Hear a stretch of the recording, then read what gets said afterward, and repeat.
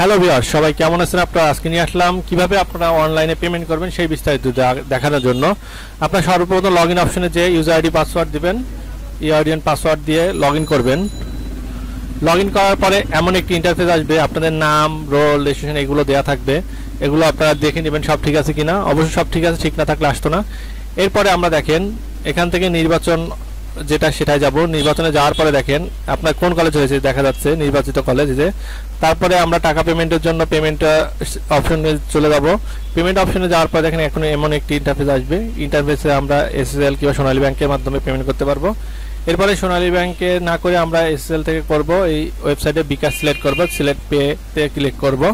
Click করার পরে আমাদের এমন বিকাশ অপশন আসবে, আমরা বিকাশ নাম্বারটি দিয়ে দেবো। ঠিক আছে, আপনারা আপনাদের বিকাশ নাম্বারটি দিয়ে দেবেন।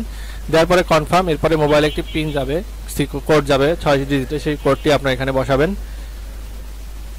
বসানোর পরে কনফার্ম দিবেন। কনফার্ম দেওয়ার পরে পাসওয়ার্ডটি দিবেন, আপনাদের বিকাশ পিনটি, সেই পাসওয়ার্ডটি দিবেন।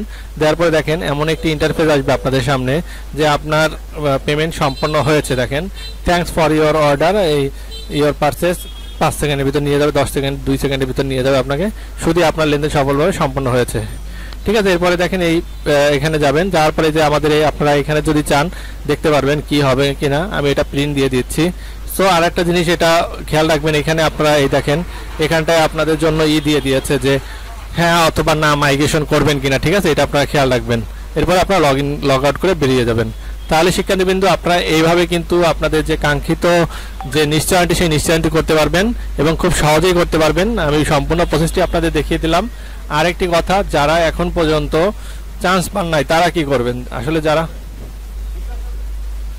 যারা এখনো মনোনীত হননি তারা অবশ্যই মনোনীত হবেন। এর পরের ধাপে আবার হচ্ছে কি আপনারা অ্যাপ্লাইয়ের সুযোগ পাবেন।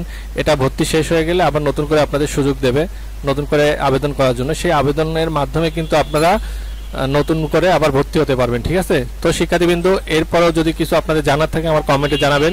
তো সবাই ভালো থাকবেন, সুস্থ থাকবেন এই কামনা করে বিদায় নিচ্ছি। আবার দেখা হবে অন্য কোনো বিষয়ে অন্য কোনো দিন। আল্লাহ হাফেজ।